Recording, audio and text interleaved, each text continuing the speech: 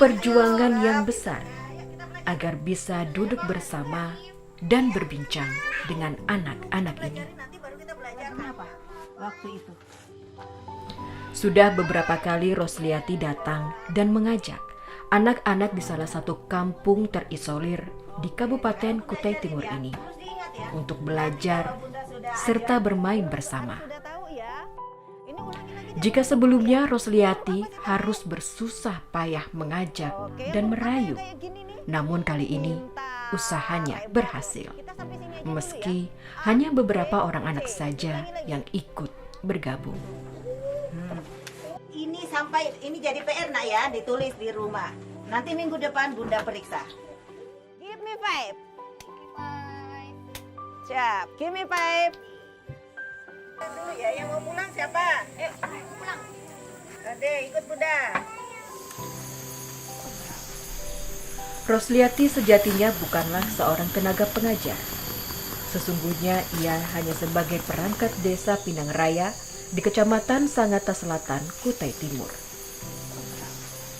Pada pertengahan tahun 2019, pemerintahan desa tempat ia bekerja diminta oleh salah satu perusahaan batubara untuk memediasi mereka yang melakukan kegiatan rehabilitasi das daerah aliran sungai di sekitar kampung.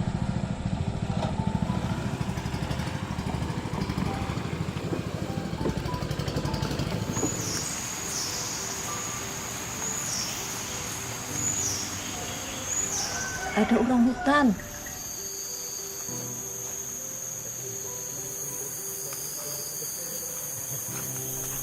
Dan disitulah awal mula Rosliati bertemu dengan anak-anak melawan yang malang ini. Hai. Ikut belajar yuk. Ayo. Belajar yuk. Ayo Sabli, belajar yuk. Kita belajar di sini aja ya. Bahwa di sini ternyata banyak masyarakat yang sama sekali tidak punya data kependudukan. Akhirnya kami mendata bersama teman-teman dari kecamatan.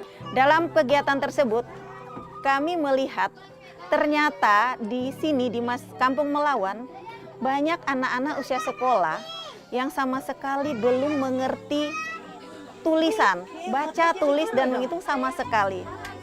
Banyak juga anak-anak usia sekolah yang putus sekolah, yang harusnya mereka sudah SMP tapi tidak melanjutkan sekolah karena kondisi jalan memang yang sangat ekstrim, mereka tidak bisa keluar, dan dari pemikiran orang tua mereka yang masih menganggap bahwa mereka tidak perlu sekolah. Akhirnya saya masuk, waktu itu saya membawa teman-teman KKN yang pada saat itu ada KKN di wilayah Pinang Raya. Akhirnya masuklah di sini, kami mengajar anak-anak, waktu itu masih berjumlah sekitar 7, akhirnya lama-lama 9, sekarang menjadi 11, akhirnya sampai sekarang alhamdulillah lebih 20 anak. Tak hanya belajar membaca, menulis, dan menyanyi, berjalan-jalan di kebun sekitar rumah mereka menjadi salah satu pendekatan yang dilakukan Rosliati. Kalau Luki kan mau jadi polisi. Bunda mau tanya-tanya dulu. Nah, coba Bunda mau tanya. Bagi Rosliati, tak ada yang lebih bahagia selain melihat anak-anak melawan mau menerima kehadirannya setiap minggu. Airnya jernih, enak juga buat mandi. Kalau gini kan gatal kalau mandinya, ya kan?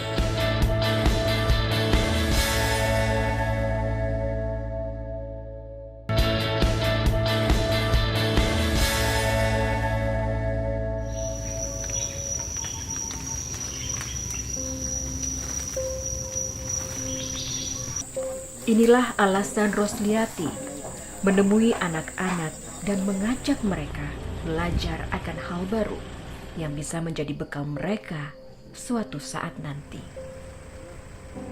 Mereka tinggal di suatu kampung yang sangat jauh dari kota, berada di tengah hutan konservasi yang dilindungi. Belasan tahun yang lalu, warga pendatang dari luar Kalimantan secara ilegal masuk ke dalam hutan. Terdesak ekonomi, tergiur akan kekayaan hutan, serta aneka jenis flora. laju deforestasi pun tak terelakkan. Hutan konservasi seketika berubah menjadi areal perkebunan dan pertanian. Pemukiman mereka tersebar di beberapa titik di sekitar aliran Sungai Melawan yang kini dipakai sebagai nama kampung. Terkadang mereka harus berpindah-pindah tempat untuk menghindar dari kejaran aparat. Kampung Melawan dulunya perambah hutan dan mungkin sudah hampir, kalau saya bertanya-tanya ke teman-teman yang sudah melakukan, terutama teman-teman Polhut ya yang dulu Jagawana, udah hampir 18 tahun itu tidak bisa ketemu seperti kucing sama anjing dengan petugas. Artinya selalu berhadapan dengan kekerasan, berhadapan dengan fisik, berhadapan bahkan dengan senjata. Artinya senjata itu ya parang lah, ya membuat jebakan dan sebagainya. Itu yang terjadi kondisi dulu. Kampung Melawan sejatinya berada di dalam area Taman Nasional Kutai. Wajar jika keberadaan mereka menjadi perhatian besar pemerintah, karena sebanyak 78 kepala keluarga memilih untuk menetap di dalam hutan. Di sisi lain, flora fauna yang menempati sekitar 192.000 hektar hutan konservasi di TNK, Taman Nasional Kutai, juga tak kalah penting untuk dijaga dan dilestarikan. Taman Nasional Kutai yang membentang di 3 wilayah Kalimantan Timur, Kabupaten Kutai Kartanegara, Kabupaten Kutai Timur, dan Kota Bontang, telah ditetapkan oleh pemerintah sebagai hutan hujan tropis dataran rendah. Tipe vegetasi di Taman Nasional ini tidak hanya hutan khas dataran rendah saja, tetapi juga mencakup hutan rawa, hutan mangrove, hingga hutan pantai. Tentunya memiliki keanekaragaman hayati yang sangat tinggi.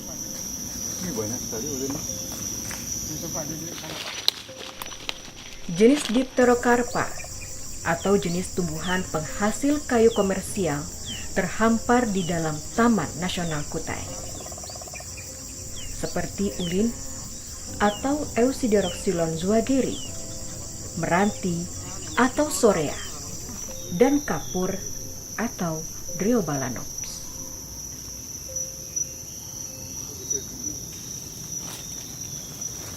Peran Dipterocarpa pada fungsi ekologi hutan sangatlah besar, mulai dari biji hingga tajuknya yang tinggi.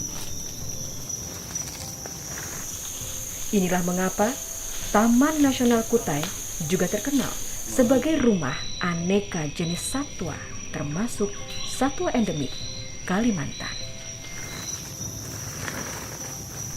Orang utan atau Pongo pygmaeus misalnya, yang merupakan spesies dasar bagi konservasi dan menjadi perhatian besar dunia karena jumlahnya yang semakin berkurang. Padahal, satwa ini memegang peranan penting bagi regenerasi hutan melalui buah dan biji yang mereka makan.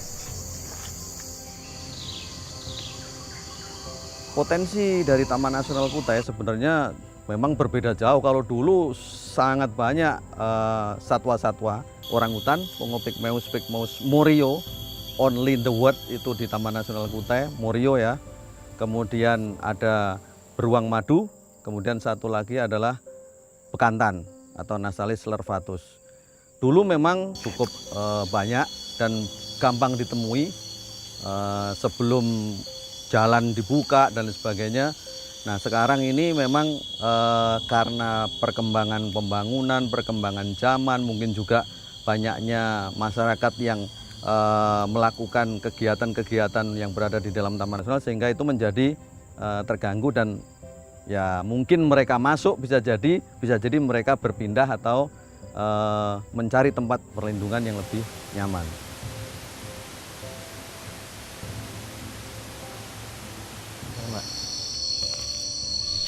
Hutan primer dunia yang tersisa merupakan dasar kesejahteraan manusia dan kunci planet yang sehat adalah biodiversity atau keanekaragaman hayati yang terkandung di dalamnya.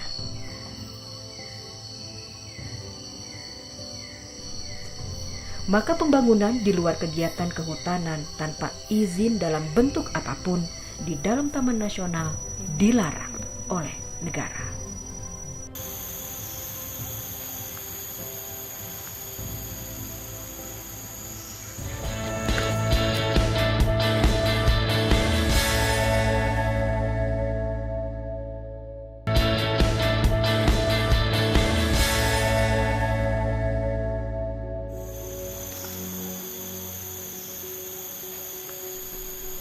Penyesalan selalu hadir belakangan.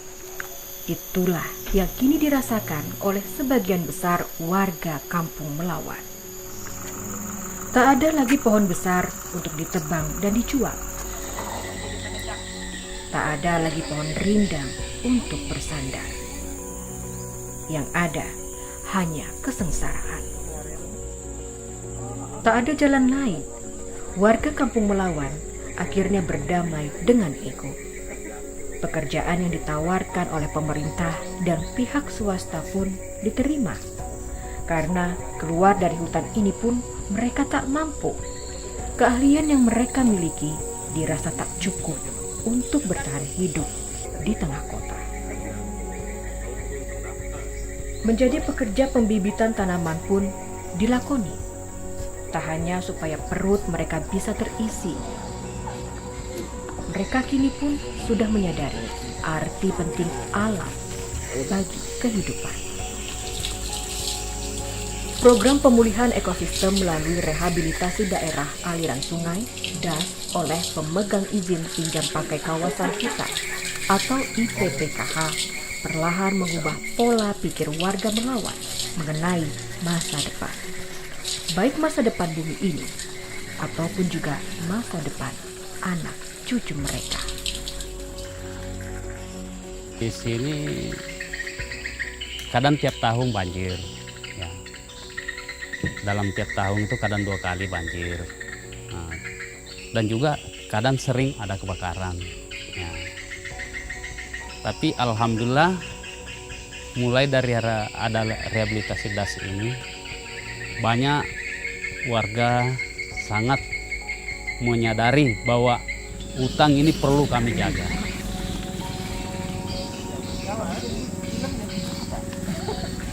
Keuntungan lainnya dari pemulihan ekosistem di TNK dengan pemberdayaan masyarakat, adanya pendidikan bagi anak-anak warga Kampung Melawan.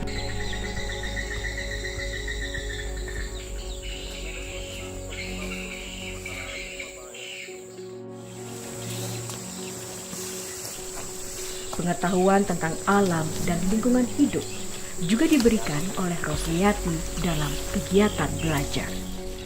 Kisah kelam masa lalu orang tua anak-anak Kampung Melawan pun dijadikan pembelajaran. Dalam pembelajaran kami ada namanya storytelling yang selalu dipimpin oleh teman kami, ada Kak Ririn itu. Dia selalu membawakan yang berhubungan dengan alam. Bagaimana tentang anak-anak itu harus menjaga kebersihan, harus menjaga alam. Gimana caranya supaya kita harus menanam. Pernah kita ada program menanam masuk ke dalam itu. Jadi anak-anak itu harus menyadari bahwa mereka harus menjaga hutan. Mereka tidak boleh merambah. Akhirnya pada saat kita bertanya sama mereka, mereka sudah punya jawaban. Kami tidak mau kalau dijadikan lagi mereka kayak ikut seperti orang tua mereka. Kami tanya, apa akibat dari apa yang orang tua kalian lakukan? Banjir katanya. Kalian sudah merasakan banjir nggak? Sudah. Enak apa enggak? Enggak. Jadi gimana menurut kalian? Kami harus menjaga. Untuk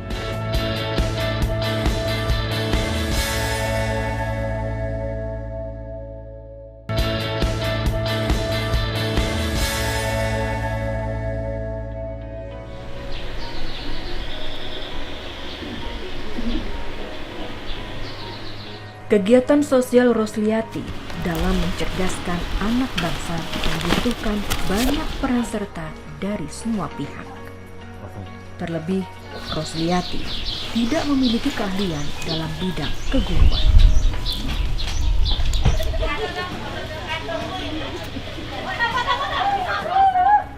ketika foto anak-anak melawan yang tengah belajar dalam keterbatasan mendapat banyak komentar di media sosial, ia pun mulai mengajak lebih banyak orang untuk bergabung, membantu anak-anak kampung melawan untuk mendapatkan sentuhan pendidikan.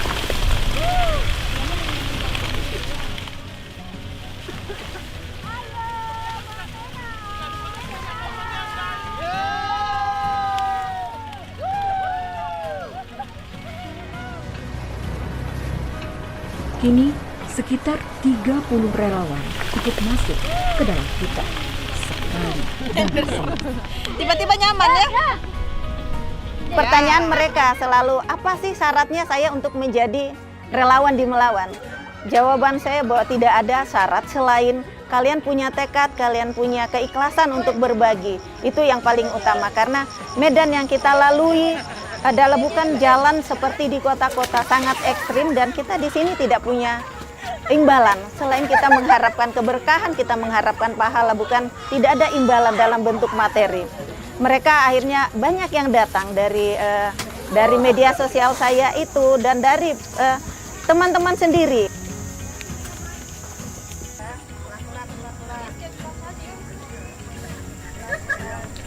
Sambutan hangat anak-anak yang sudah menantikan kehadiran Rosliati dan teman-teman relawan menjadi pelipur letih setelah berjuang menuju lokasi mengajar sekitar 1 jam perjalanan.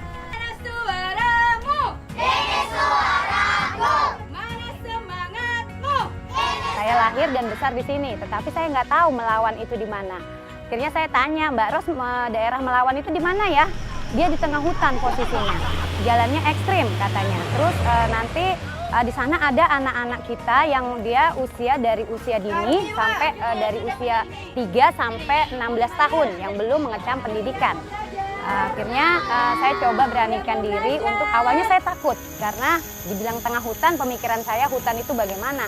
Akhirnya pada saat itu saya minta persetujuan suami, kepala sekolah saya dan teman-teman, mereka bilang, jika itu memang yang terbaik Bu Tina, karena kita orang pendidikan, berbagilah ilmu dengan mereka dimanapun mereka berada.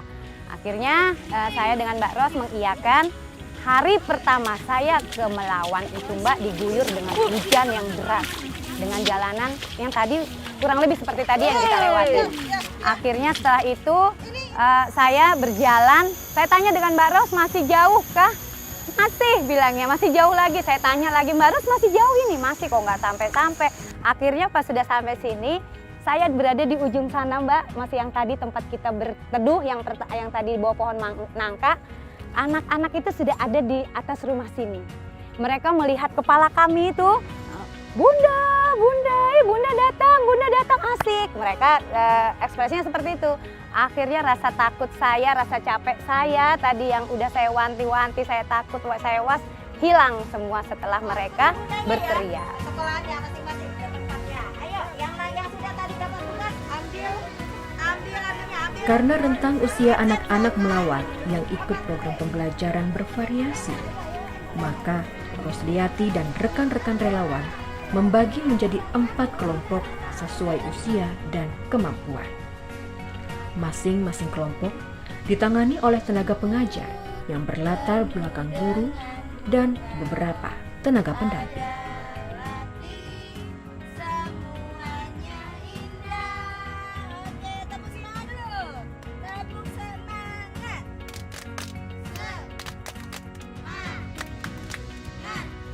Dua tahun berjalan, anak-anak kampung Melawan sudah mulai menunjukkan peningkatan.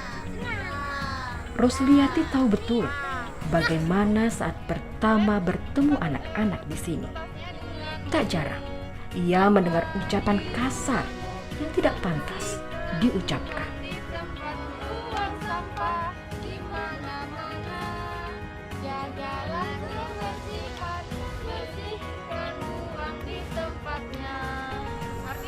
Tapi kini anak-anak kampung Melawan telah mampu mengenal huruf dan angka, menghafal lagu Indonesia Raya dan Pancasila, serta berbudi pekerti yang luhur.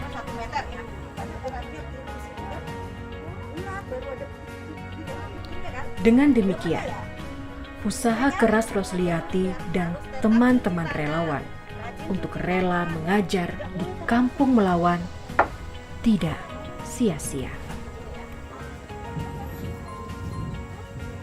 Ternyata kami berguna, walaupun apa yang kami lakukan mungkin dipandang orang tidak ada artinya ya, tidak ada apa-apanya. Tapi mereka sudah senyum, ada peningkatan yang bisa kami rasakan dari mereka, itu udah kebanggaan.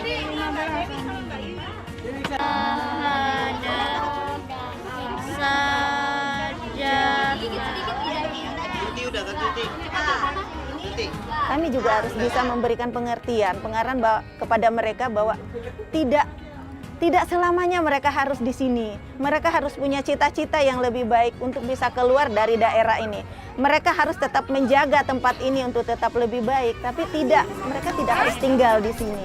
Cita-citaku mau jadi guru, kayak Bunda. Terima kasih Bunda Ros yang telah mengajarkan anak-anak melawan. Saya bisa baca tulis karena Bunda Ros. Guruku